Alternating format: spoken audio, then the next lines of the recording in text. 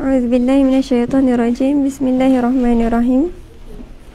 Alhamdulillahirabbil alamin wassalatu wassalamu ala asyrafil anbiya'i wal mursalin wa ala alihi wa sahbihi ajma'in. Yang dihormati WDP Bekesam Ustaz Ahmad Farhan bin Ahmad Azhar. Seterusnya Raisah Ustazah Siti Syazah Nazwa binti Muhammad Hanafiah, dan seluruh saf kepimpinan AJKT Bekesam sesi 2020-2021, dan juga semualah para penonton pada hari ini. Semoga kita sama-sama dalam lindungan dan rahmat Allah Subhanahu Wa Taala. Rabbi shrah li sadri, ya Allah ya Tuhanku, lapangkanlah dadaku, wa yassirli amri, mudahkanlah urusanku, wahlul 'uqdatam min lisani, lepaskanlah kekakuan dari lidahku, yafqahu qawli, supaya mereka mengerti perkataanku. Radina billahi rabba, bil islami dina, bi Muhammadin nabiyyan wa rasulah. InsyaAllah hari ini kita akan sambung kelas untuk fiqh sirah. Cuma minta maaf lah untuk hari ini tak dapat sediakan slide lah. Tapi sama-sama nanti boleh, kalau ada buku boleh tengok buku, kalau yang tak ada tu boleh catat lah. Cuma ni lebih kepada mungkin ni lebih kepada refresh balik lah sirah-sirah yang pernah kita belajar sebelum ni kan. InsyaAllah hari ini kita akan masuk, sebenarnya kita akan masuk tajuk baru. Cuma kita akan masuk al-qismu as-sadis, iaitu perjanjian Hudaibiyah dan juga Bai'ah Aqabah. Bai'ah Aqabah pula, Bai'atul Ridwan. Cuma sebelum masuk ke bahagian Al-Qismu As-Sadis, iaitu bahagian yang ke-6, minggu lepas kita sempat habiskanlah untuk Ghuzwah Bani Quraizah. Kita cuma sempat habis sampai peperangan Khandaq. Selepas perang Khandaq ada sedikit peristiwa lagi yang berlaku, iaitu peperangan menentang Bani Quraizah.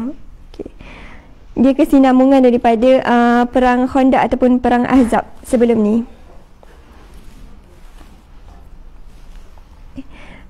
Okey, jadi insyaAllah hari ni kita akan masuklah dulu tajuk perang Bani Quraizah. Sebelum tu kita baca doa dulu. Bismillahirrahmanirrahim. Nawaina ta'alluma wa ta'lim, ya Allah Tuhan, kami niat belajar dan mengajar, wa tazakkura wa tazkir, mengingat dan memperingatkan, wa naf'a wal intifa'a, memberi manfaat dan mencari manfaat, wal ifadah wal istifadah, memberi faedah dan mendapatkan faedah, wal hasu 'ala tamassuki bi kitabillahi wa sunnati rasulih, menganjurkan untuk berpegang teguh dengan kitab Allah dan sunnah Rasulullah sallallahu alaihi wasallam, wa du'a ila al-huda wa dilala 'ala al-khair, mengajak kepada hidayah, menunjukkan kepada kebaikan, ibtigha'i wajhillah wa mardatihi wa qurbihi wa thawabihi, dengan ikhlas dan mengharapkan redha Allah, kedekatan kepadanya serta pahala daripadanya. Amin amin ya rabbal alamin. Okay, insyaAllah kita sambung kan. Okay, Ghuzwah Bani Quraizah, boleh buka muka surat 240. Okay, perang Bani Quraizah. Okay, macam Anda cakap tadi, perang Bani Quraizah ni adalah kesinambungan daripada perang Khandaq ataupun perang Ahzab sebelum ni. Ja'a fi sahihain anna Nabi sallallahu alaihi wasallam lima raja'a min al-Khandaq wa wada'a as-silah wa ghtasala, atahu Jibril alaihi salam faqala qad wada'at as-silah wallahi ma wada'nahu fakhrij ilaihim, qala fa ila aina qala ha huna, wa asyara ila Bani Quraizah fa kharaja an-nabi sallallahu alaihi wasallam ilaihim. Okey, perkara ini menyatakan, penulis menyatakan kan, telah diriwayatkan dalam sahihain, iaitu Bukhari dan juga Muslim, bahawa Nabi SAW ni selepas habisnya perang Khandaq kan, selepas habisnya perang Khandaq ataupun perang Ahzab, Nabi ni meletakkan senjata lah. Maksudnya dah habis perang, macam biasalah Nabi dan juga para sahabat ni akan meletakkan senjata, buka baju besi yang dipakai, dan akan mandi selepas perang. Tapi lepas Nabi dah buka senjata dan nak mandi, tiba-tiba Jibril datang. Atahu Jibril alaihi salam dekat Nabi kan. Jibril tanya, qad wada'at as-silah, qad wada'ta as-silah, adakah kau telah letak senjata ni? Maksudnya telah letak senjata tersebut kan. Dan Jibril kata, aku tak meletakkannya lagi. Dan Jibril kata, keluarlah kepada mereka. Nabi tanya, mereka tu siapa? Nak keluar kepada siapa lagi? Maksudnya nak berperang dengan siapa lagi? Jibril tunjuk ke perkampungan Bani Quraizah. Sebab pengkhianatan yang mereka lakukan. Jadinya Allah mewahyukanlah melalui malaikat Jibril alaihi salam untuk memerangi Bani Quraizah, Yahudi Bani Quraizah. Okey. ونادى النبي صلى الله عليه وسلم في المسلمين ألا لا يصلين أحد العصر إلا في بني قريظة فسار الناس فأدرك بعضهم العصر في الطريق فقال بعضهم لا نصلي حتى نأتيها قال بعضهم بل نصلي ولم يرد منا ذلك فذكروا ذلك للنبي صلى الله عليه وسلم فلم يعنف أحدا منهم. Okey, untuk perenggan yang kedua ni berkaitan dengan solat asar. Okey, semasa lepas Jibril bagi tahu ataupun bertanya, datang kepada Nabi Muhammad SAW dan meminta Nabi Muhammad SAW ni pakai balik baju besinya dan bawa balik senjata untuk memerangi Bani Quraizah. Nabi pun mengajak ataupun menyerulah orang-orang muslimin pada ketika itu untuk bergerak ke perkampungan Bani Quraizah untuk memerangi mereka lah. Jadi sebelum bergerak Nabi berkata kan kepada orang muslimin, ketahuilah janganlah kamu solat asar kecuali bila mana dah sampai ke perkampungan Bani Quraizah. So Nabi cakap macam tu je, jangan solat asar kecuali dah sampai ke perkampungan Bani Quraizah. Jadi mereka pun berjalan dah, maksudnya meneruskan perjalanan ke sana. Cumanya ada dua keadaan lain berlaku. Ada kaum muslimin yang solat sebelum sampai sebab takut luput waktu solat tersebut, tapi ada kaum muslimin yang solat asar dekat perkampungan Bani Quraizah tersebut. Okey. Maksudnya dua pemahaman sahabat lah berkaitan dengan apa yang Nabi sampaikan. Dan dua-dua perkara tersebut Nabi tidak menegur. Maksudnya perkara tersebut Nabi Muhammad SAW tidak menegur dan Allah pun tidak menurunkan wahyu tentang perkara tersebut. Okey, seterusnya وحسر رسول الله صلى الله عليه وسلم بني قريظة وهم متحصنون في حصونهم 25 ليلة وقيل 15 يوما حتى جهدهم الحصار وقذف الله في قلوبهم الرعب.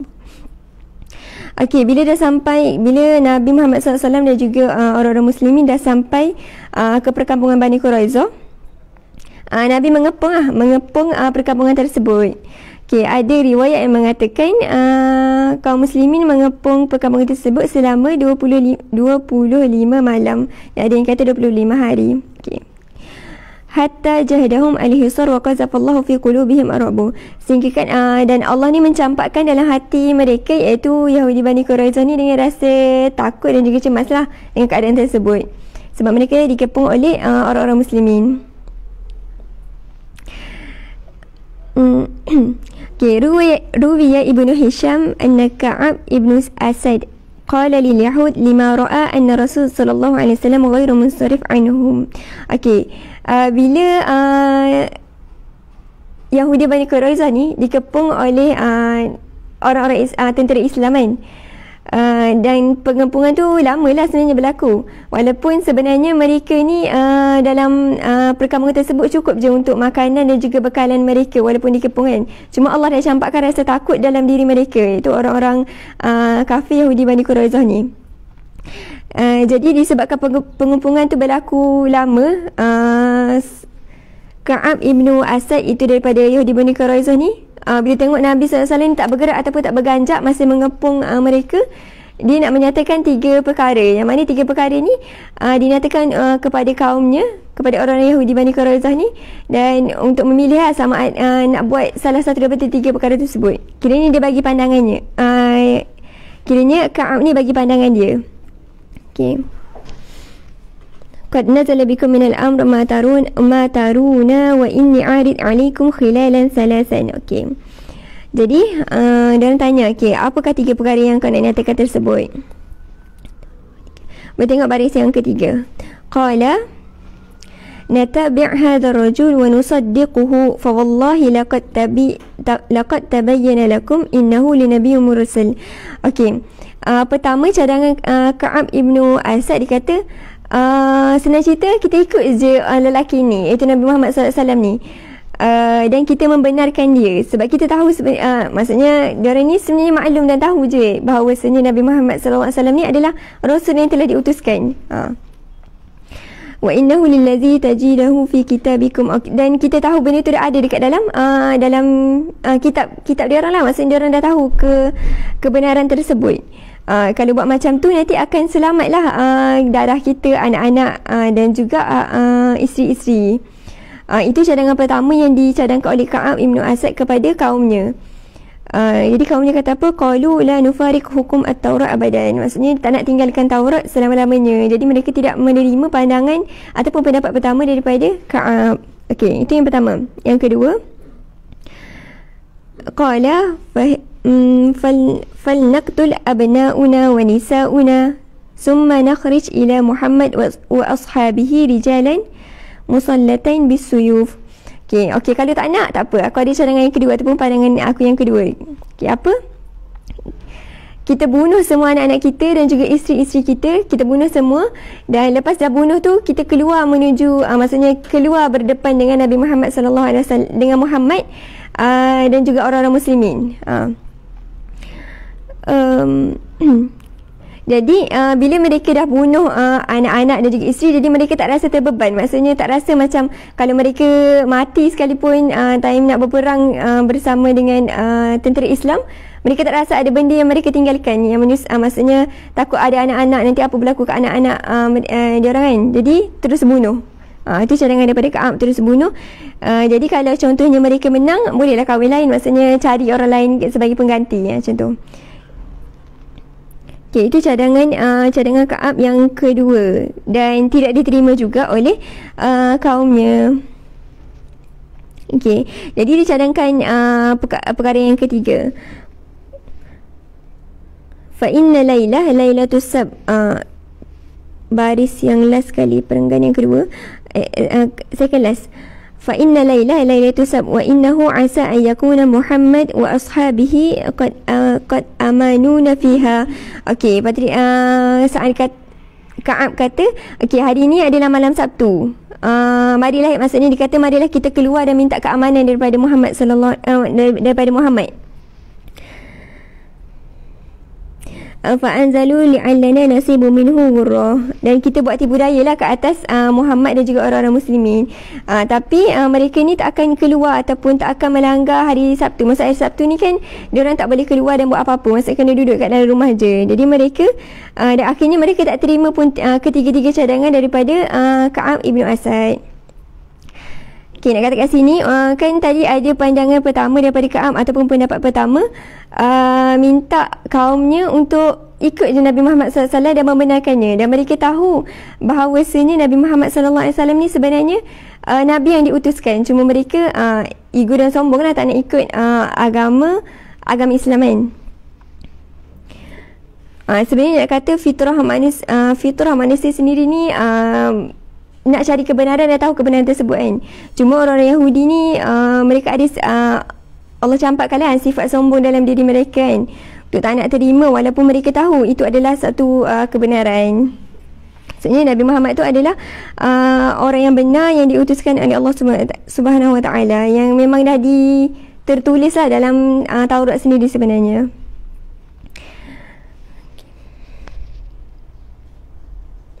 Okay, summa innahum nazalu ala hukmi Rasulillah sallallahu alaihi wasallam fihim wa qad kana banu Quraizah khulafa ulil Aws fa ahabbu Rasulullah an yakullu al-hukm alaihim ila wahid min ru'asa'ul al-Awsain. Okay, untuk perenggan yang seterusnya ni diceritakan macam mana bila mereka ni dah dikepung sangat lama, dan Allah dah campakkan rasa takut dalam diri mereka, akhirnya mereka berserah diri kepada Nabi Muhammad sallallahu alaihi wasallam. Okay.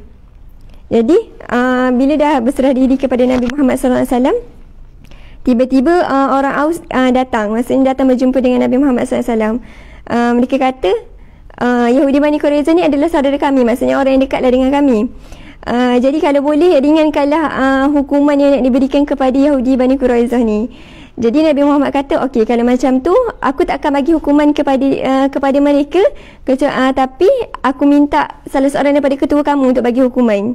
Kalau macam tu boleh ke tak? Dan mereka kata okey, maksudnya mereka terimalah cadangan daripada Nabi Muhammad sallallahu alaihi wasallam. Jadi Nabi panggil siapa? Nabi panggil Sa'id ibnu Mu'az. Okay, Sa'id ibnu Mu'az ni adalah salah seorang sahabat yang cedera semasa perang Khandaq sebelum ni. Yang cedera agak teruk lah semasa perang Khandaq sebelum ni. Jadi Nabi panggil Sa'id daripada orang Aus kan, maksudnya ketua orang-orang Aus. Okey, untuk memberikan hukuman ataupun nak meletakkan hukuman apa yang dihukumkan kepada orang-orang Yahudi Bani Quraizah ni.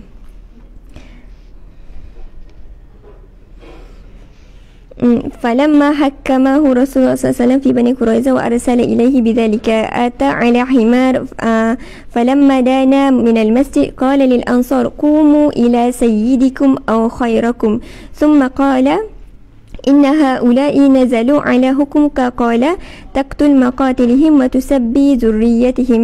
Okey, jadinya Rasulullah ni memintalah para sahabat membawa Sa'id ibnu Mu'az ni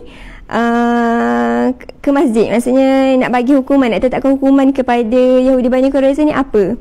Jadi Sa'id ni kan sakit, jadi dia dibawa di atas himar. Lepas tu dah sampai diturunkan. Bila Sa'id ibn Mu'az ni sampai, Rasulullah kata kepada orang-orang Ansar, "Qumu ila sayyidikum au khairakum." Okay, bangunlah untuk menghormati ketua kamu. Rasulullah kata kepada orang-orang Ansar kan.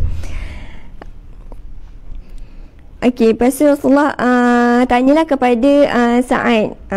Aku serahkan, Rasulullah bagi tahu kepada Sa'id, aku serahkan hukuman yang kau nak hukum, nak bagi kepada Bani Quraizah ni kepada engkau. Macam tu. Jadi Sa'id kata apa? Qala taqtul maqatilihim wa tusabbi zurriyatihim. Sa'id kata apa? Bunuhlah lelaki-lelaki Bani Quraizah tersebut. Bunuhlah lelaki-lelaki Bani Quraizah tersebut dan tawanlah zuriat-zuriat mereka. Maksudnya anak-anak kecil dan juga wanita ditawan. Dan lelaki-lelaki tersebut dibunuh. Lelaki-lelaki Yahudi Bani Quraizah. Faqala lahu Nabi sallallahu alaihi wasallam, qadaita bi hukmillah ta'ala. Engkau telah berhukum dengan hukum Allah. Itulah yang selayaknya kan. Walaupun sebenarnya orang-orang Aus ni sebenarnya nak meringankan beban lah, maksudnya nak meringankan hukuman ke atas Yahudi Bani Quraizah, dan minta Sa'id ibn Mu'az ni bagi hukuman yang ringan sikit. Tapi Sa'id kata sebaik-baik hukuman yang perlu dihukum kepada orang macam ni ataupun orang yang telah mengkhianati Islam kan adalah bunuhan. Jadi dibunuhlah semua orang-orang Yahudi Bani Quraizah, yang lelaki, yang perempuan dan juga yang wanita dan juga kanak-kanak ditawan. Summa qala Sa'id, Allahumma innaka ta'lam. Okay, kita dah pendengar bawah ni cuma nak bagi tahu yang Sa'id ni akhirnya dia dah terlampau sakit dan Rasulullah minta para sahabat untuk bina satu khemah dekat dalam masjid Nabi untuk pantau keadaan Sa'id, dan akhirnya Sa'id ibn Mu'az ni meninggal dunia lah dekat masjid Nabi. Dan dia sempat lah, maksudnya Sa'id pernah berdoa semasa perang Khandaq bila dah kena sakit tu. Sa'id berdoa supaya dia ni dipanjangkan umur dan boleh buat satu kebaikan lah kepada orang-orang muslimin. Dan inilah maksudnya hukuman yang diberikan ni adalah satu benda kebaikan yang Allah angkat darjat Sa'id ibn Mu'az.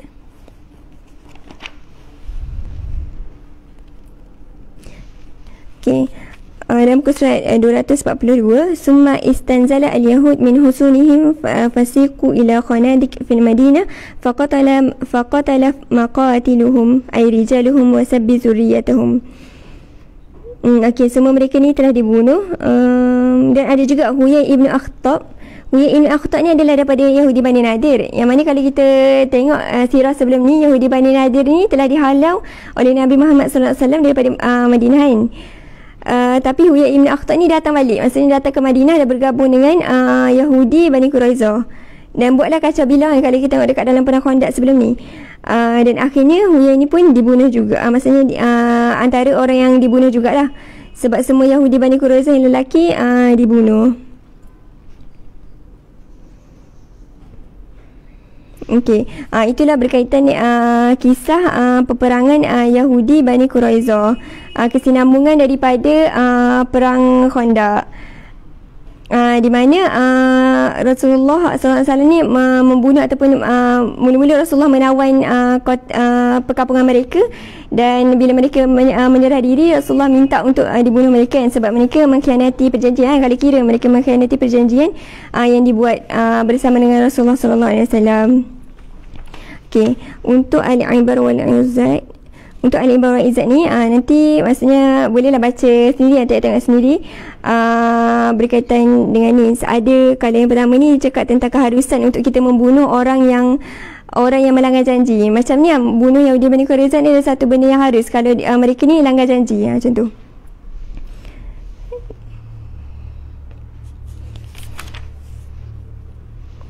Okey, okay, nanti bolehlah tengok sendiri untuk Izzat kan. Dan insyaAllah hari ini kita akan masuk ke bahagian yang keenam, iaitu perjanjian Hudaibiyah dan juga Bai'atul Aqabah. Okay. Al-Qismu As-Sadis Al-Fatuhu Muqaddimatihi wa Nataijihi Marhalatu Jadidah Minad Da'wah. Okay, macam mana perjanjian Hudaibiyah ni salah satu jalan nak berlakunya Fathu Mekah, ataupun satu benda yang besar juga dalam Islam, satu sirah ataupun sejarah yang besar dalam Islam, yang mana selepas perjanjian Hudaibiyah nanti akan adanya Fathu Mekah, pembukaan kota Mekah kan, mana Islam dapat baliklah kota Mekah. Okey, Sulhul Hudaibiyah. Perjanjian Hudaibiyah kana fi syahr Zulqa'dah akhir sanah Situl Hijrah, pada bulan Zulqa'dah pada akhir tahun ke-6 Hijrah. Wa sababuha anna Nabi sallallahu alaihi wasallam a'lana fil muslimin annahu mutawajjah ila Makkah mu'tamiran. Okey, pada tahun ke-6 Hijrah ni Nabi Muhammad sallallahu alaihi wasallam ni mengiklankan ataupun bagi tahu kepada orang muslimin yang Nabi Muhammad ni nak menunaikan ibadah umrah, ke Mekah kan. Dan disertai oleh siapa? Oleh Muhajirin dan Ansar, dan bilangan mereka lebih kurang adaduhum 1400 takriban 1400, lebih kurang 1400 lah. Dan mereka ni berihram semasa dalam perjalanan, dan mereka ni membawa maksudnya peralatan untuk menunaikan umrah, dan satu lagi bawa pedang yang bersarung. Kalau lambang pedang yang bersarung ni maksudnya kalau orang-orang musafir, kalau zaman Rasulullah SAW, dia akan bawa pedang satu senjata lah untuk musafir, sebab takut ada berlaku perompakan time pemusafiran. Jadi pedang ni sebenarnya lambang yang bahawasanya mereka ni bukan nak berperang, tapi datang memang nak menunaikan umrah. Dan pedang ni adalah alat pelindung diri lah, lebih kurang alat pelindung diri lah semasa pemusafiran. Okey. Okey, wa arsala sallallahu alaihi wasallam wa huwa 'inda Dzil Hulaifah 'ainan lahu min qabilah Khuza'ah ismuhu Bashar ibn Sufyan li'atihi bi khabarin ahli Makkah. Okey. Jadi Nabi Muhammad SAW bersama dengan 1400 orang muslimin daripada kalangan Muhajirin dan juga Ansar bergerak daripada Madinah menuju ke Mekah.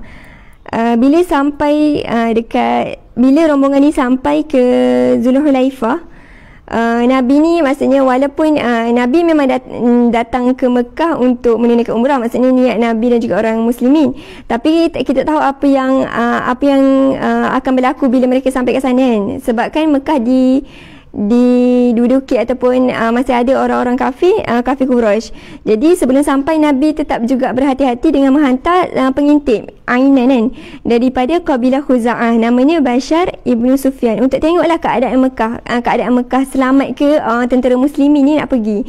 Sebab tentera muslimin ni tak bawa senjata untuk berperang pun, cuma bawa alat keselamatan untuk bermusafir. Wasara Nabi sallallahu alaihi wasallam hatta wasala ila Ghadir Ashtad, daripada Zulhulaifah sampai ke Ghadir Ashtad. Fa'atahu al-ain allazi kana qad arsalahu faqala lahu inna Quraisyan jama'at laka jumu'an. Akhirnya bila Nabi dah hantar siapa tadi? Bashar ibn Sufyan daripada kabilah Khuza'ah, tengok keadaan tentera, maksudnya orang musyrikin kat Mekah.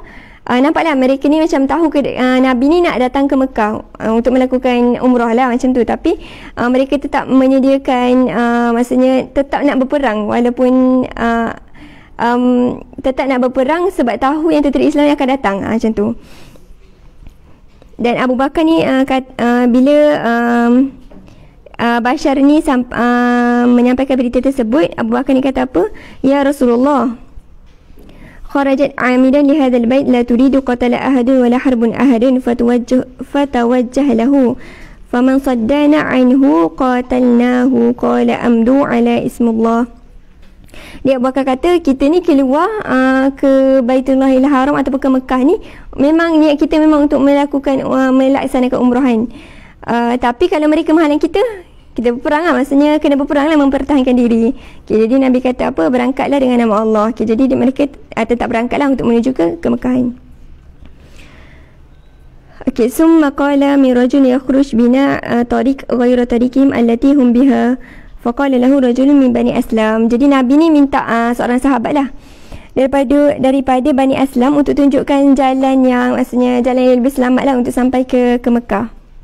Sebab daripada tentera musyrikin ni mereka menyediakan, maksudnya tentera lah untuk untuk menyerang dalam perjalanan Rasulullah SAW.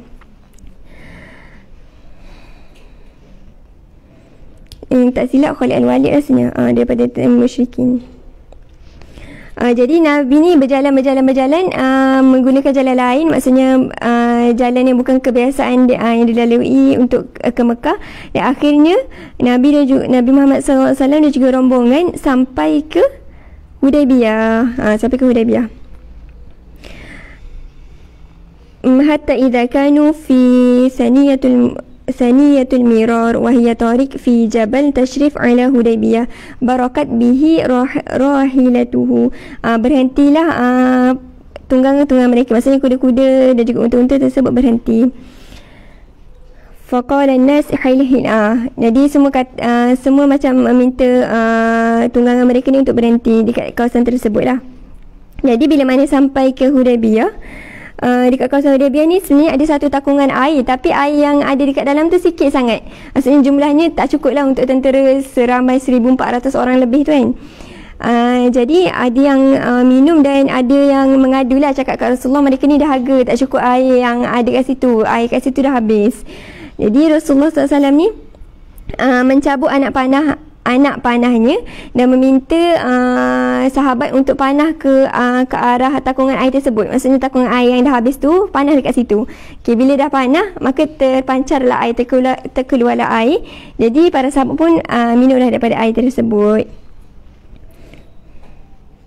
Itu salah satu mukjizat Nabi Muhammad SAW lah. Fabainama hum kazalika idh jaa Budai ibnu Warqa al-Khuza'i fi nafarin ma'ahu faqala inni taraktuka. Jadi mereka ni sampai ke Hudaybiyah, maksudnya rombongan tentera muslimin ni dah sampai ke Hudaybiyah. Maksudnya mereka duduk dekat situlah. Tiba-tiba Budail ibnu Warqa daripada tentera kafir Quraisy ni datang dekat kawasan tentera Islam. Budail ibnu Warqa ni kiranya utusan daripada kaum musyrikin lah untuk berunding dengan Nabi Muhammad SAW. Maksudnya tanyalah apa tujuan Nabi Muhammad SAW dan tentera ni datang kan. Jadi bila mereka sampai, macam biasa mereka tanya, apakah tujuan kau datang, nak datang ke Mekah kan? Dan Nabi cakap sejujurnya lah, mereka datang ke Mekah ni memang bukan untuk berperang, tapi untuk menunaikan ibadah. Itu ibadah umrah tersebut kan. Dan Buddha pun kata, tak patutlah, maksudnya orang-orang musyrikin ni nak memerangi orang muslimin. Nanti dia kata dia akan sampaikan kepada ketuanya, maksudnya kepada orang pemimpin musyrikin perkara tersebut. Sebenarnya ada beberapa, kalau tengok dekat dalam Fiqh Harakah, ada beberapa lagi orang yang dihantar oleh pemimpin musyrikin untuk berunding dengan Nabi Muhammad SAW. Sebab kebanyakan yang datang mereka sampaikan bahawasanya tak patut kita ni memerangi lah tentera Islam ni, bagi je kalau nak menunaikan umrahan. Dan akhirnya tentera musyrikin ni hantar orang lain, iaitu siapa? Urwah. Hantar Urwah, di mana Urwah ni pandai sikit macam nak berunding dengan musuh, maksudnya pandai bercakap lah sikit. Jadi Urwah ni macam biasa dihantar juga oleh tentera musyrikin untuk berunding. Perkara sama yang ditanyakan kepada Nabi Muhammad SAW dan perkara sama yang Nabi Muhammad SAW jawab. Maksudnya datang memang nak menunaikan ibadah umrah. Okey, jadi faqala lahu Urwah. Okey, bila Urwah dah sampai dan tanya semua tu, ada satu persoalan yang Urwah ni tanya kepada Nabi Muhammad SAW. Faqala lahu Urwah, ara'aita in istasalta amara qaumaka hal sami'ta bi ahadin min al-arab ijtahu ahlahu qablaka. Okey, Urwah ni ditanya Nabi Muhammad SAW, pernahkah kau nampak sebelum ni orang-orang Arab ni, maksudnya orang-orang Arab sebelum ni membinasakan kaum mereka sendiri. Lepas tu Urwah kata, aku tak pernah pun lihat perkara tersebut. Kalau perkara ini betul-betul berlaku, maka akan larilah orang-orang lain. Maksudnya Urwah ni nak kata, kalau kau macam bermusuhan dengan sesama kaum, maksudnya dengan orang Arab sekali, nanti orang Arab akan lari dan termasuklah orang-orang muslimin yang lain lah. Okey, jadi bila dengar perkataan tu, Abu Bakar kata, celakalah engkau kan, berani kau cakap benda tu kan. Maksudnya kau nak kata kita orang ni akan lari ke daripada, maksudnya akan meninggalkan Rasulullah sallallahu alaihi wasallam ke, macam tu. Maksudnya dia marah dekat Urwah kan, sebab cakap macam tu dekat Rasulullah. Lepas tu Urwah ni dia buat macam tak kenal, tanya Rasulullah, siapa ni? Sebenarnya dia kenal je tu Abu Bakar kan. Abu Bakar seorang yang terkenal juga di kalangan orang Mekah kan. Dia tanya Rasulullah, siapa ni? Macam tu lah. Rasulullah kata ni, Rasulullah jawab je, Rasulullah kata ni Abu Bakar, macam tu. Dan Urwah ni bila dia bercakap dengan Rasulullah SAW ni, kan Rasulullah dekat depan, bila bercakap, bila berunding kan, orangnya menghadap ke depan kan. Jadi Urwah ni kadang-kadang dia pegang janggut Rasulullah kan. Maksudnya macam saja nak main-main dengan Rasulullah kan. So dia macam nak pegang-pegang. Jadi seorang sahabat Mughirah ni, dia macam tak suka lah perbuatan tersebut, macam tak menghormati kan. Dan setiap kali Urwah ni nak cuba pegang janggut Rasulullah ataupun saja nak bermain dengan janggut Rasulullah, Mughirah ni akan akan pukul dengan sarung pedang dia. Maksudnya akan pukul tangan Urwah tersebut. Maksudnya nak katanya mereka ni sangat memuliakan, para sahabat ni memang sangat memuliakan dan juga menjagalah Rasulullah sallallahu alaihi wasallam.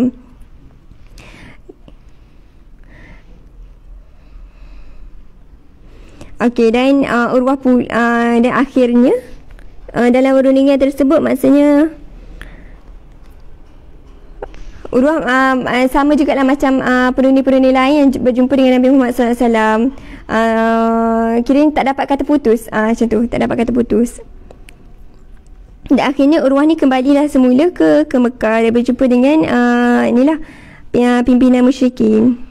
Cumanya bila kembali ke Mekah ni, Urwah ni dikata kepada orang-orang Mekah kan, summa inna Urwah ja'ala yarmik ashabihi Nabi SAW bi'ainihi qala fawallahi man tanakhama Rasulullah sallallahu alaihi wasallam nakhama illa waqa'at fi kaffi rajulin minhum fadallaka biha wajhu wa jindahu. Okey, Urwah kata, wallahi kan, kalau contohnya Nabi Muhammad SAW ni mengeluarkan kahak ataupun sesuatu benda macam kahak lah contohnya, kalau kata tanakham ni mengeluarkan kahak, kahak tu tak akan jatuh ke tanah. Maksudnya para sahabat ni akan cuba untuk dapatkan benda tu dan maksudnya ambil barakat daripada apa-apa yang datang daripada Rasulullah SAW. Kalau Rasulullah berwuduk pun nampak macam semua orang ni macam bergaduh-gaduh nak ambil keberkatan titisan air wuduk Rasulullah SAW tu untuk letak dekat tubuh mereka kan. Maksudnya nak kata, Urwah kata dia tak pernah nampak kalau sebelum ni Urwah ni selalulah dihantar oleh orang musyrikin untuk berunding dengan orang besar, contohnya Raja Parsi, Raja Rom, dan tak pernah nampak sebagaimana sahabat ni memuliakan Nabi Muhammad SAW. Sehingga kalau contoh air wuduk sekalipun, mereka akan berlumba-lumba dan cuba untuk mendapat keberkatan dan ambil keberkatan daripada Rasulullah SAW. Kalau kita tengok tadi Urwah kan, dia kena pukul kan sebab macam mempermainkan Rasulullah kan. Nak kata sahabatnya akan betul-betul menjaga Rasulullah SAW. Dan dikata dekat tentera musyrikin, mustahil lah, maksudnya kita ni boleh kalahkan Nabi Muhammad macam tu je. Maksudnya dengan mudah-mudahnya, sebab para sahabatnya akan cuba untuk syahid, maksudnya untuk mempertahankan Rasulullah SAW. Dan benda ni perkara pertama kan yang Urwah nampak dalam hidupnya. Maksudnya para sahabat ni sangat memuliakan Rasulullah SAW. Sangguplah mati, sanggup mempertaruhkan nyawa demi Rasulullah. Okey, cuma nak kata semua penundi-penundi yang dihantar oleh tentera musyrikin ni tak dapat kata putus kan. Dan akhirnya summa innahum arsalu ilaihim Suhai ibnu Amru mumassilan anhum liyaktub bainahum wa bainal muslimin kitaban. Okay, akhirnya bila dah lama sangat, tentera musyrikin ni hantarlah Suhai ibnu Amru untuk buat satu perjanjian, ataupun orang kata perjanjian kan, maksudnya gencatan senjata kan, perjanjian antara orang muslimin dan juga tentera musyrikin. Dan Suhai utusan daripada musyrikin. Okay, Suhai datang mumassilan anhum liyaktub bainahum wa bainal muslimin kitaban bisilhun falamma jalasa ila Rasulullah sallallahu alaihi wasallam qala hata uktub bainana wa bainakum kitaban fada'a an-nabi sallallahu alaihi wasallam al-katib wa kana al-katib aliyan radhiyallahu anhu fi ma rawahu al-muslim. Okay, jadi Suhai ni dihantar oleh tentera musyrikin untuk buat perjanjian bersama dengan Rasulullah dan juga orang Islam. Jadi orang yang menulis ataupun menulis perjanjian tersebut adalah, kalau diriwayatkan daripada Muslim, katanya adalah Sayyidina Ali radhiyallahu anhu. Faqala Nabi sallallahu alaihi wasallam, jadi Nabi berkatalah kepada Ali apa yang nak dituliskan dekat dalam tu. Uktub, tulis bismillahirrahmanirrahim, tulis bismillahirrahmanirrahim. Faqala Suhai amma ar-rahman fa wallahi ma adri ma hiya walakin uktub bismikallahumma. Suhai kata dia tak tahu Ar-Rahman ni maksudnya apa. Sifat Allah Ar-Rahman ni maksud nama Allah Ar-Rahman ni apa kan. Jadi dan cadangan dia tulis bismikallahumma je. Faqala al-muslimun wallahi la naktub illa, dan Rasulullah kata kalau apa-apa surat Rasulullah ni maka tulis bismillahirrahmanirrahim, tapi tak apalah sebab maksudnya Suhai kata macam tu, Rasulullah kata tak apa, tulis je bismikallahumma. Summa qala hadha ma qada alaihi Muhammad sallallahu alaihi wasallam. Okay, inilah perkara yang dipersetujukan oleh Muhammad. Faqala Suhai wallahi law kunna na'lam annaka Rasulullah ma sadadnaka 'anil bait wala qatalnaka walakin uktub Muhammad Abdullah. Okay, seterusnya Nabi Muhammad ni minta Ali tulis apa? Hadza ma qada alaihi Muhammad Rasulullah.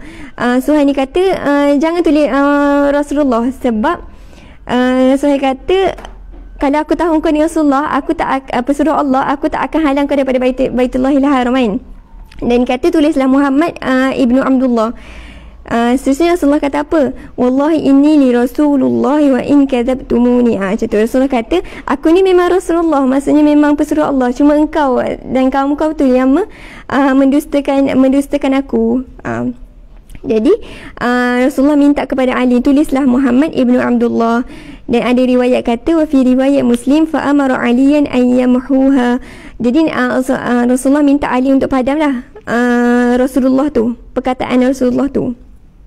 Dan Ali ni berkeras, dia kata aku tak nak padam perkataan ni, maksudnya Ali tak naklah buat perkara tersebut. Dan bila Ali berkeras tak nak buat, Rasulullah ambil maksudnya Rasulullah sendirilah yang memadam perkataan Rasulullah tersebut. Okey, jadi tulis dekat surat tu bismikallahumma ma qada alaihi Muhammad ibnu Abdullah. Itu perjanjian. Okey, lepas tu poin yang pertama dalam perjanjian Hudaibiyah ni wallahi la tatahaddas al-arab anna akhuzna Okey, poin yang pertama dalam ni mereka berjanji, maksudnya orang-orang muslimin ni tak boleh menunaikan umrah pada tahun tersebut. Pada tahun tersebut kan. Jadi mereka kena balik, tapi datanglah pada tahun hadapan, maksud tahun seterusnya untuk menunaikan umrah. Okey, itu yang pertama. Perjanjian yang pertama kan. Kalau cari keadaan ni macam susah sikit kan. Tapi itu kesimpulan yang pertama. Lepas tu kalau yang kedua, okey, yang kedua, faqala Suhai wa ala alla ya'tika minna rajulun wa in kana ala dinika illa radatuhu ilaina wa min ja'a minkum lam narudduhu alaikum. Okey, yang kedua ni saya kata kalau seorang lelaki datang la ya'tika minna rajulun wa in kana ala dinika illa radatuhu. Contoh seorang lelaki daripada Madinah ni daripada Madinah ke? seorang lelaki daripada Mekah datang ke Madinah kan. Maksudnya datang ke orang Mekah datang ke Madinah, tak boleh kecuali kena hantar balik orang tersebut. Okey. Dan sebaliknya, kalau contohnya orang Madinah yang datang ke Mekah, kena tinggalkan. Maksudnya biarkan orang-orang tersebut dekat Mekah. Maksudnya orang Islam yang datang kena biarkan dekat Mekah. Tapi kalau orang Madinah yang datang orang Mekah yang datang ke Madinah kena pulangkan balik. Okey.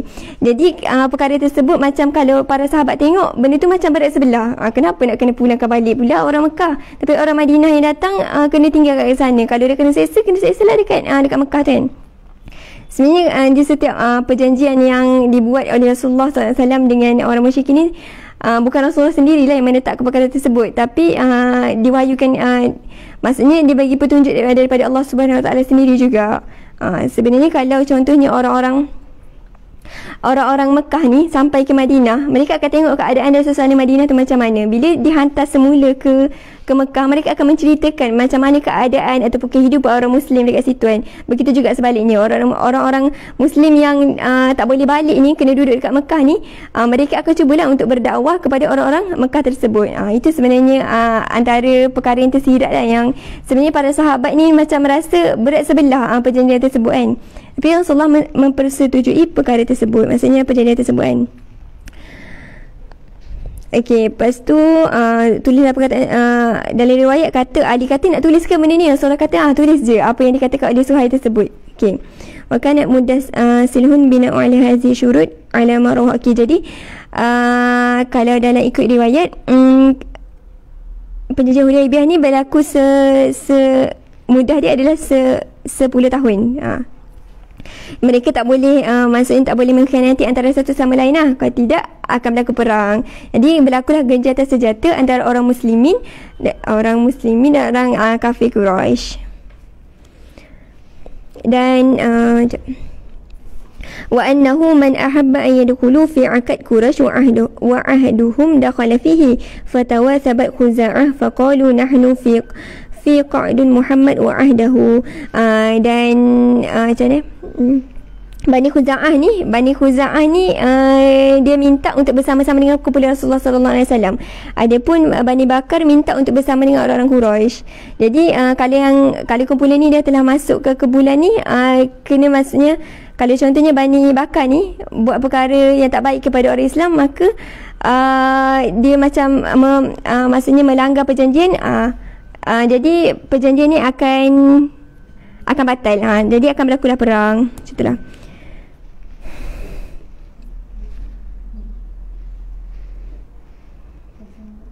Okey, walamma faragha minas salah wal kitaba asyhadu 'ala al-kitab rijalan minal muslimin wa rijalan minal musyrikin. Okey, perjanjian ni berlaku kepada orang-orang lelaki muslim dan juga orang-orang lelaki musyrikin sahaja.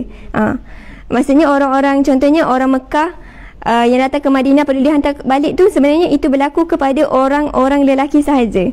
Rijalan minal muslimin wa rijalan minal musyrikin. Fi sahihain anna Umar ibn al-Khattab qala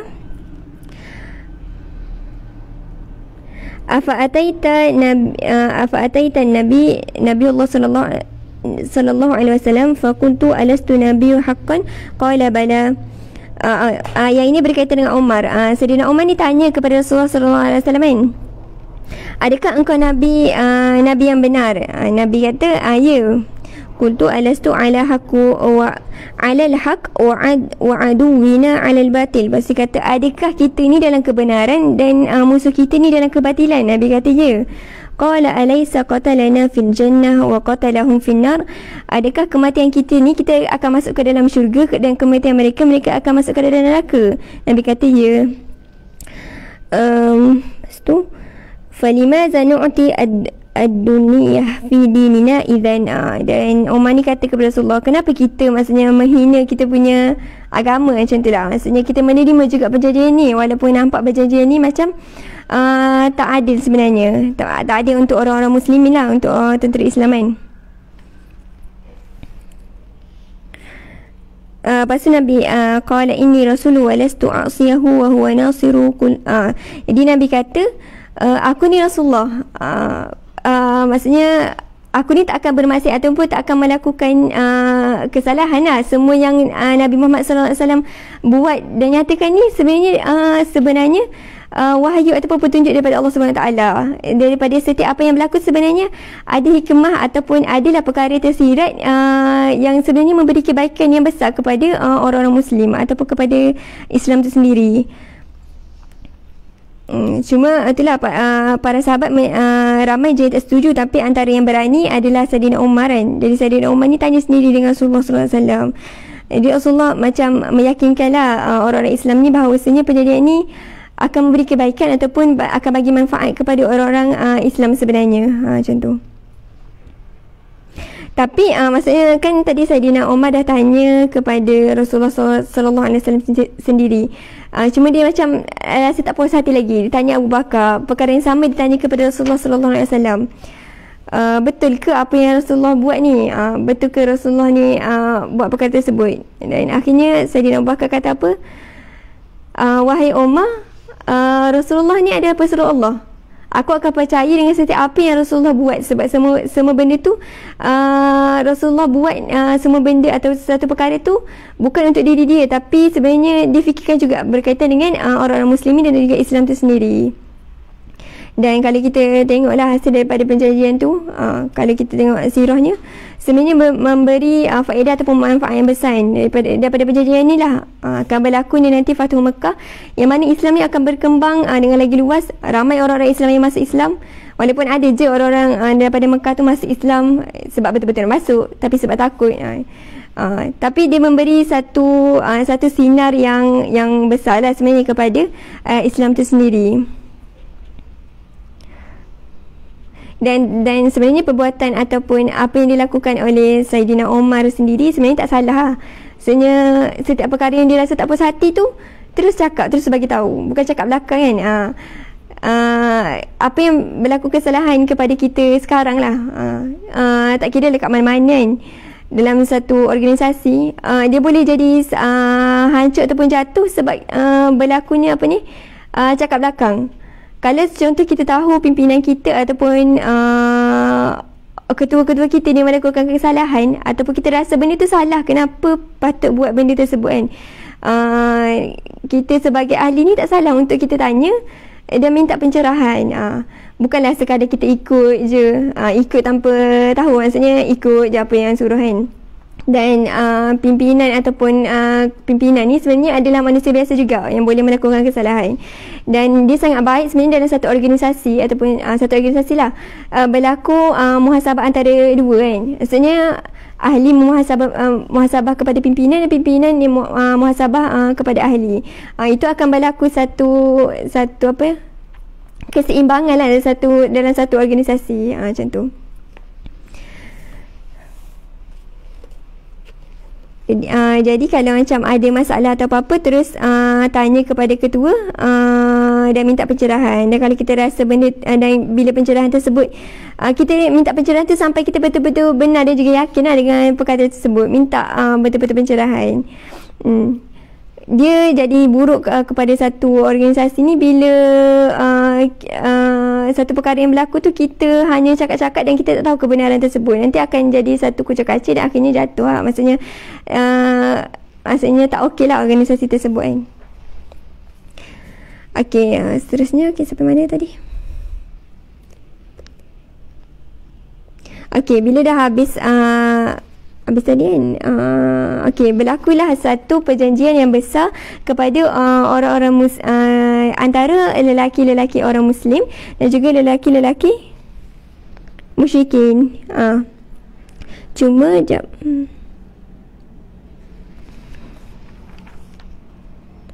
Cuma kalau dalam ni tak ada, dalam sirah ni tak ada. Ada dalam buku sirah lain, itu buku sirah Fiqh Harakah. Ada satu kisah ataupun peristiwa lah, yang mana tak tulis namanya. Ada seorang wanita daripada Mekah datang ke Madinah. Kalau kita tahu tadi perjanjiannya, kalau orang Mekah datang ke Madinah kena pulangkan balik. Tapi ni seorang wanita ni datang ke Madinah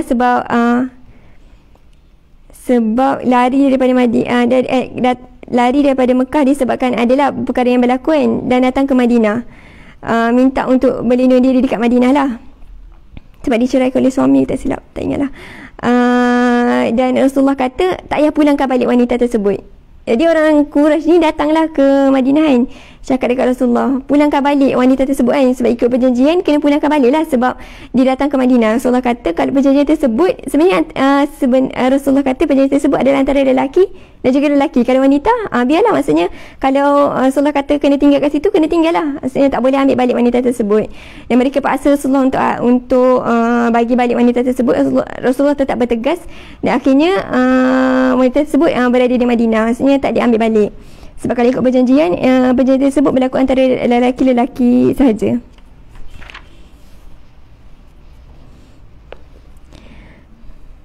Okey, lepas tu muka surat 250 perenggan yang kedua. Summa inna Nabi sallallahu alaihi wasallam aqbala ala ashabihi faqala lahum qumu fanhiru summa hlaku wa karraru dhalika thalathan. Rasulullah kata kepada para sahabat ni, bangunlah dan sembelihlah binatang dan bercukur rambut, itu bertahallul lah. Rasulullah bagi tahu kepada sahabat. Rasulullah tak melakukan perkara tersebut, tapi Rasulullah hanya bagi tahu, dan Rasulullah bagi tahu 3 kali. Okey, bangun. Rasulullah kata, okey, bangun, laksanakan tahallul ni. Okey. Tapi bila Rasulullah kata macam tu, Rasulullah hanya sekadar berkata dan tidak melakukan perkara tersebut. Para sahabat ni duduk je lah, tak buat pun. Maksudnya tak ada seorang pun yang buat kan. Jadi Rasulullah macam sedih. Rasulullah pun masuk dalam khemah balik kan. Ditanya isterinya Ummu Salamah. Maksudnya dia kata dekat Rasulullah ceritalah perkara apa yang berlaku. Jadi Ummu Salamah ni bagi tahu Rasulullah, ya Rasulullah, atuhibbu dhalika ukhruj la takallam ahadan minhum kalimah hatta tanhar badanika wa tad'u halaka fayuhlakuka. Ummu Salamah ni bagi cadangan, apa kata engkau wahai Rasulullah keluar dan buat perkara tersebut, maksudnya bertahallul tu. Dan Rasulullah pun menerimalah pandangan ataupun pendapat daripada Ummu Salamah, keluar dan bertahallul, iaitu menyembelih dan juga cukur rambut. Bila Rasulullah buat, para sahabat ni automatik semuanya buat, tiru, maksudnya ikut baliklah perbuatan Rasulullah SAW tersebut. Okey, jadi mereka bertahallul. Ini cerita tadi, Allah lupa dekat sini. Ini berkaitan dengan wanita. Summa ja'a niswah mu'minah ba'da insirafi ila al-Madinah muhajirat bidinihinna bainahunna Ummu Kalsum. Itu Ummu Kalsum bintu Uqbah. Fa anzalallahu ta'ala qawluhu. Okey, lepas tu turunlah surah Mumtahanah ayat yang ke-10. Fa'aba Rasulullah an yarudduhunna bidinihinna ilal kuffar. Rasulullah ni engganlah memulangkan balik Ummu Kalsum ni kepada orang-orang kafir tersebut.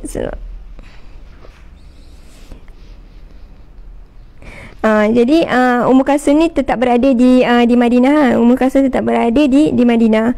Okey,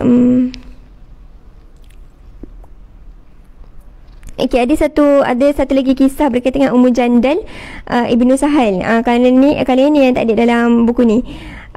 Lepas berlakunya perjanjian, di dalam sedang berlaku perjanjian tersebut, tiba-tiba Abu Jandal Ibnu Sahal ni datang dalam keadaan macam ni, terikat lah, maksudnya dia datang bersama ayahnya Sahal.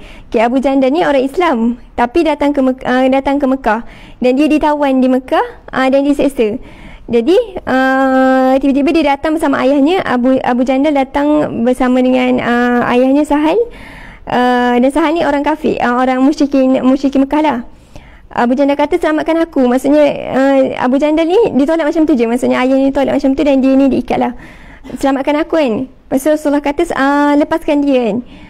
Lepas tu Sahal ni kata, tak boleh, ni kan dah berlakunya perjanjian. Maksudnya orang Madinah yang sampai ke Mekah ni tak boleh dipulangkan balik kepada orang muslimin, maksudnya ke Madinah kan.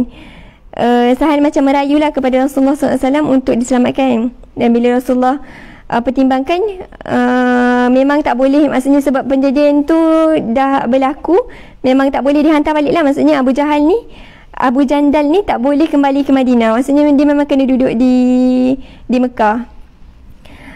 Dan Umar ni macam merasa macam geram sangat kan. Umar pergilah dekat Abu Jandal. Umar kata, bersabarlah wahai Abu Jandal, dan bersabarlah, sesungguhnya maksudnya akan dikurniakanlah syurga untukmu kan.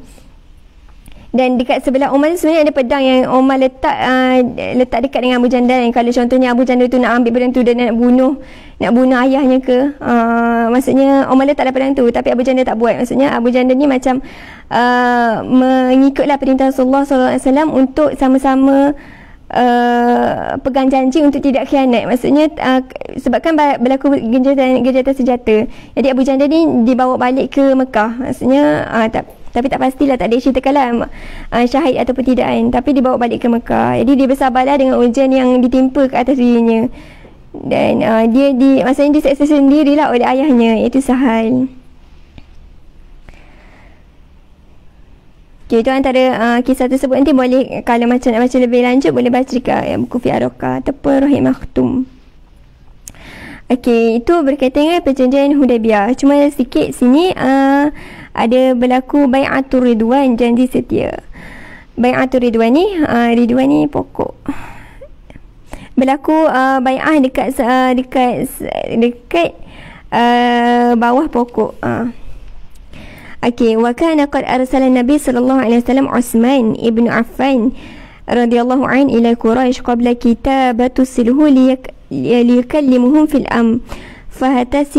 فاحتسبته قريش عندها مدة وبلغ رسول الله صلى الله عليه وسلم إذ ذاك أن عثمان بن عفان قد قتل فقال لا نبرح حتى نناجس القوم. Okey, sebelum berlakunya perjanjian Hudaibiyah, sebenarnya ada satu lagi peristiwa yang penting juga yang berlaku tengah-tengah sebelum berlakunya perjanjian Hudaibiyah tersebut. Okay, iaitu Bai'atul Ridwan, ikat janji. Rasulullah mengikat janji setia dengan orang-orang muslimin. Kan Rasulullah dah hantar pelintir kan, dah hantar orang untuk berunding. Mula-mula Rasulullah ni nak hantar Sayyidina Umar radhiyallahu anhu. Tapi Umar kata, nescaya aku tak boleh buat perkara tersebut, sebab aku ni maksudnya kaum kerabat Sayyidina Umar ni tak akan bela dia lah, sebab Sayyidina Umar kan jenis yang berani macam tu. Kalau Osman ni mungkinlah kaum kerabat Sayyidina Osman yang bukan Islam ni akan cuba membela Sayyidina Osman. Asalnya dan Sayyidina Osman ni lebih lembut lah percakapannya kalau berunding kan, bukan macam Sayyidina Umar. Jadi Rasulullah minta kepada Sayyidina Sayyidina Osman pergi ke Mekah dan berunding dengan tentera musyrikin, bahawasanya tentera Islam ni nak datang ke Mekah untuk menunaikan umrah dan sebagainya lah. Okay. Jadi Rasulullah hantar tempoh yang sangat panjang, maksudnya tempoh yang agak panjang lah untuk Sayyidina Osman ni kembali, dan sehingga sampai berita-berita bahawa Sayyidina Osman ni telah dibunuh di Mekah. Tapi sebenarnya tak dibunuh, cuma dilambatkan perbincangan. Maksudnya perbincangan tersebut agak lambat dan menyebabkan Sayyidina Osman ni tak balik dengan segera lah dekat Hudaibiyah tu. Okay. Jadi Rasulullah kata apa? La nabrah hatta nanajis al-qaum. Okey, kita tak akan pulang ke Madinah sehingga kita menentang mereka, sebab mereka ni macam dah bunuh Sayyidina Osman kan. Jadi Rasulullah pun buatlah satu fada'a Rasulullah ila al-bai'ah fakanat bai'ah ridwan tahta asy-syajarah hunalika. Jadi Rasulullah ni buat satu janji setia dengan orang muslimin. Okey, buat janji setia dengan semua orang muslimin untuk sama-sama berjanji setia berperang dengan orang musyrikin. Fakana sallallahu alaihi wasallam ya'khudhu bi yadi ashabi al-wahid minhum talu akhar yubayyi'unahu ala an la yafirru, wa akhadha Rasulullah bi yadi nafsihi wa qala hadhihi an Utsman. Dia Rasulullah berbai'ah lah dengan semua sahabat, seorang Rasulullah bai'ah. Dan kalau yang Sayyidina Utsman kan tak balik lagi kat tempat tu kan. Jadi Rasulullah kata, okey ni Utsman, jadi aku berbai'ah untuk Utsman, macam itulah. Walamma tamat al-bai'ah intaha ila Rasulullah sallallahu alaihi wasallam balaghahu min maqtil Utsman batil. Okey, jadinya bila dia para orang muslimin ni berbai'ah dengan Rasulullah sallallahu alaihi wasallam, tengah berbai'ah kan, dalam tengah berbai'ah tu tiba-tiba Sayyidina Osman pun kembali. Dan akhirnya maksudnya Sayyidina Osman ni tak dibunuh lah, cumanya berlakulah bai'ah Ridwan sebelum berlakunya perjanjian Hudaybiyah. Okey, bai'ah janji setia. Janji setia ni dibuat supaya orang-orang Muslim ni tak lari dan sama-sama untuk berperang sehingga titik sandar terakhir macam tu lah kan. Dan cuma ada seorang dari kelompok orang Islam ni yang tidak berbai'ah. Dia adalah salah seorang munafik, tapi tak ingat namanya. Cuma dalam buku ni tak disebut lah siapa orangnya, tapi adalah yang tak berbai'ah pada ketika itu. Tapi kebanyakan semua orang Islam pada ketika itu semuanya berbai'ah dengan Rasulullah SAW.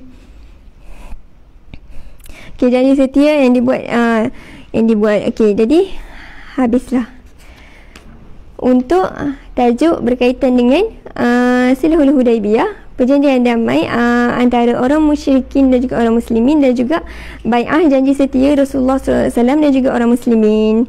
Okay. Dua-dua peristiwa ni adalah satu peristiwa yang besar yang boleh kita yang boleh kita tengok, teliti dan ambil iktibar daripada peristiwa-peristiwa ni kan.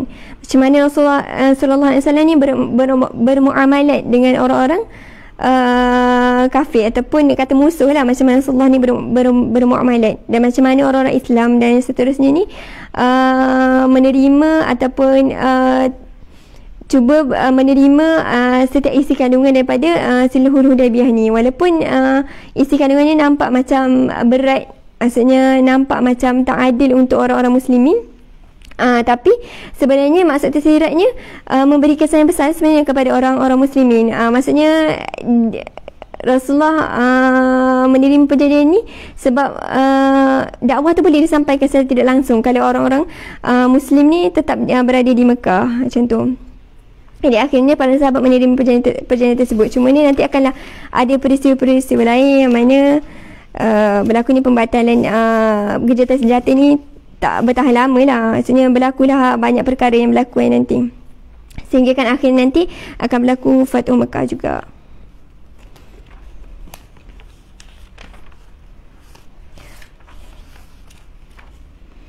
Okey, itu sedikit lah.